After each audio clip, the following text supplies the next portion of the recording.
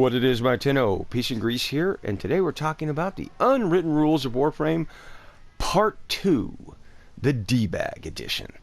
Now, there are some exceptions to each of these rules in regards to whether someone's being a Dbag or not, which we'll cover those as we go through them. But this is most definitely the Dbag Edition.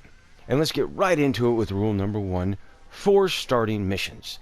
Don't do it. Now, accidents happen. I've done this myself, where a mission has been selected, I click the button to accept, and it doesn't seem like the system takes, and then so I hit it a second time, and bingo bango, I have just force-started a mission. I'm not talking about those types of accidents.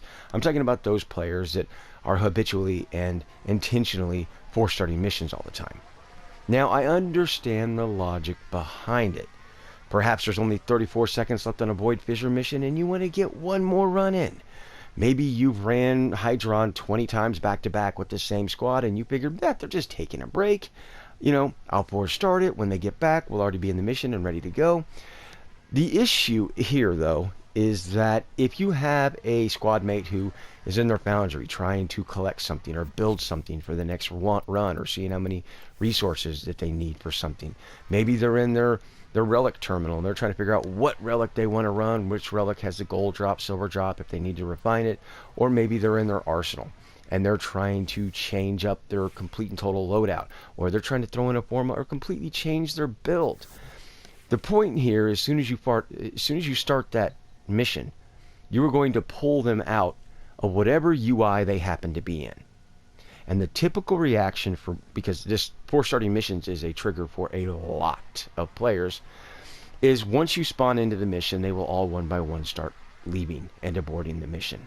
And if one of them happens to be host, they're going to pull your booty out of that mission. You have to wait to go through the load screen to get back to orbit so you can leave the squad, so you can reselect the mission, and then load into that and wait for new randoms to squad in.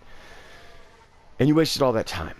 So the best outcome, and most efficient as well, is if your squad mates aren't responding. They're not accepting nor declining the mission. They're not talking in squad chat. Just leave the mission and re-queue it up. That's the best case scenario here. So, moving on to rule number 2, we have catfishing.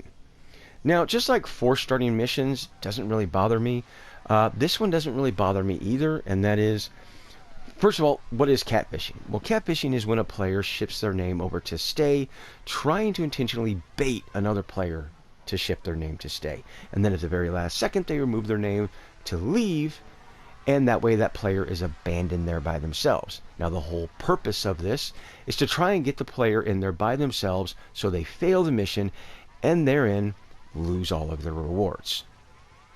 Now, again, I don't care about this, but I can say that it does piss me off when I see it done to new players, and most times it is done to new players.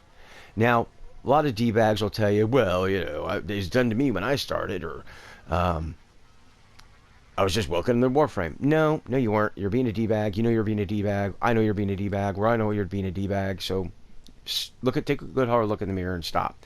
So it does piss me off when it's done to new players. In fact, the other day, I was running Hydron, and we got to 20 waves. I know, surprise to me too that anybody's running 20 waves anymore.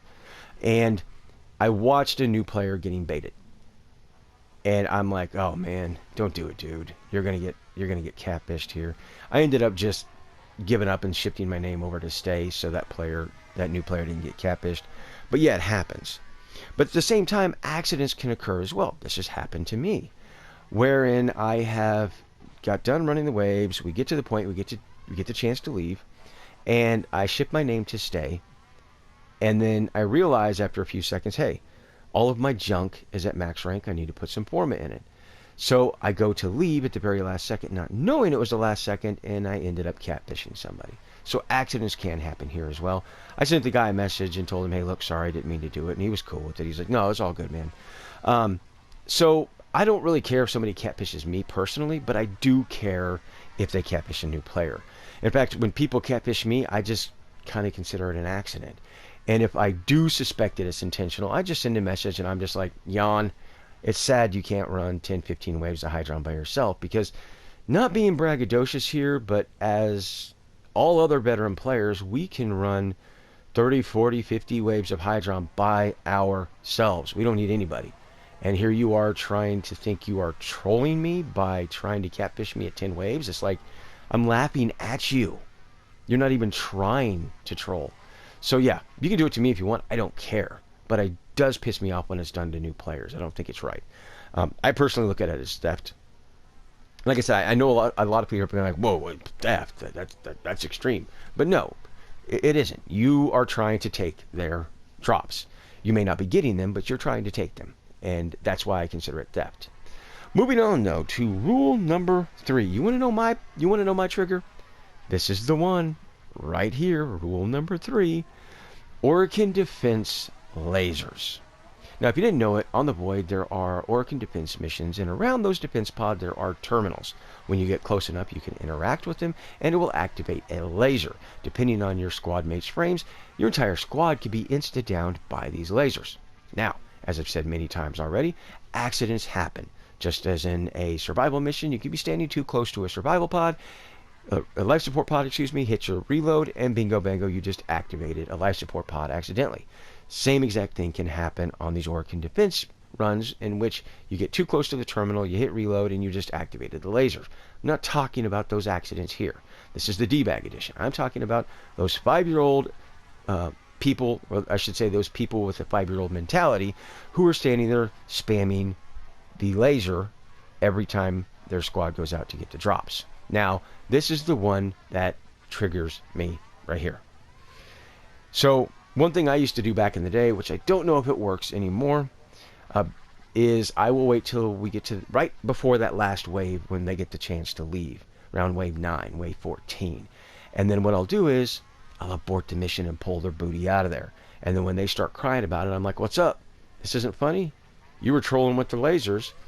Play with the lasers now. Oh, yeah, sorry. You can't. So yeah, that's definitely a trigger of mine. Leave the lasers alone. All right, you don't need them. The lasers aren't really going to help you in any way, shape, or form. So just don't. All right. So now we get to rule number 4, and everybody should already know this rule, but I'm going to slap it in here anyway because it is one of the biggest no-nos ever, and that is leeching. So what is leeching? Well, leeching is when someone takes their Warframe and they stick it in a nook or a cranny or someplace up high, someplace where enemies can't get to them or shoot at them or even acknowledge them, and they just sit there and they let the other 3 remaining members of the squad run the mission objective. The mission completes, the leech gets the rewards, and typically these Dbags will actually send you a message with like, thanks, LOL, being a total piece of pond scum. Yeah, this is a no-brainer. This should automatically be like, you know better. DE has implemented an inactivity system in which if a leech is inactive, they don't get the reward. And I think that's a start. It's a step in the right direction. I know a lot of people have been asking for a report system. The issue with the report system is that DE would have to open up a whole nother office and staff that office, and those people are going to have to do nothing but read reports, and it's going to get abused, so they're going to have a whole just massive amount of fictitious reports to go through, as well as legitimate reports, and then they're going to have to go through the whole appeal process if someone doesn't want, a 1-day or 3-day ban. So I don't think that a report system is really the ideal solution. And I know some people have been asking for a squad boot option, and this sounds like a decent idea, but again, that's still going to get abused as well. So I guess for the time being, just keep screenshotting their gamer tag and posting it on Warframe forums, letting everybody know, hey, this person is a leech. And hopefully once people stop running missions with them, they will grow up and wake up and, stop doing it. At least we can hope. So let's move on to rule number 5. Now, this is another rule that, honestly, I just don't care about. I just really don't.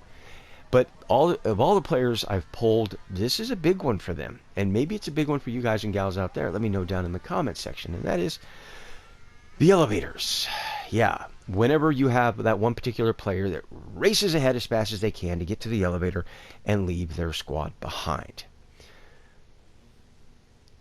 I know this triggers a lot of players. I personally don't get it. because the only one that can look like a potential ass here is that player that has ran ahead and activated the laser, abandoning their team. Or excuse me, activating the elevator, abandoning their team. In fact, that happened just a few weeks ago in an arbitration mission. It was me and a couple of fellow clanmates and buddies, and we opened a squad up, so we figured if somebody wanted to be carried through an arbitration, we'd go ahead and let somebody in. Well, we were formulating a plan, and this person raced ahead, and we kept trying to tell them to come back, and they're like, well, you stay there. I got this. I can handle this. And literally, they raced ahead and activated the elevator, and literally were downed almost immediately. And we were like, what's up, man? We thought you were good. So yeah, the person immediately left at that point. But they're the one that looked like the ass. So the people that race ahead and jump in just as fast as they can to get to the elevator and leave their squad behind, they're the only ones that can really look like a potential ass here. Let them. If they want to look like a donkey's ass, that's on them, not you. So yeah, again, it doesn't faze me, but if it does you, that's why I included it. So I am going to include a bonus 6th rule here. I normally do 5 rules, but I'm going to include a bonus rule this time because I think it's kind of a little fun fact, something that you may not be aware of, and you can kind of see how veterans or experienced players think if you're a newer player.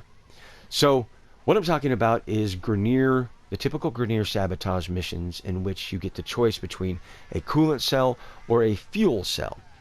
This day and age, with the game, most people are running fuel cells. Now, you may be familiar with it, but just bear with me. But typically when you use a fuel cell, you slot the fuel cell into the reactor, you restart the reactor, you break the little bits and bobs on the reactor, a blast door closes, you run over and open the blast door, then you can go to extraction, making sure to dodge the piles of ash and ember on the ground so it doesn't set your warframe ablaze and you take damage. Now the coolant cell is different, if you weren't aware of it. And how the coolant cell works is, while it is the same when you slot it and restart the reactor, there is no blast door, so you can go straight to extraction. Furthermore, there's no piles of ash or ember on the ground that can set your warframe ablaze, just little slick spots of ice that will slow you. Now at this point, you're probably thinking, geez, that sounds like the quickest option. Well, it's give and take, because when you use the coolant cell, instead of destroying the bits and bobs on the reactor like the fuel cell, instead you have to defend it like a mobile defense for like a minute and a half. Then you can go straight to extraction. In the grand scheme of thing, I think the whole thing evens out and it really comes down to personal preference. But if you run into a grizzled old veteran like somebody like, moi, you'll know why I tend to go with the coolant cell over the thermal cell, the fuel cell, excuse me. But at the same time, try them both, see which one you like, and go whichever one feels better. Or just be flexible and run whatever cell that the other squad members want to.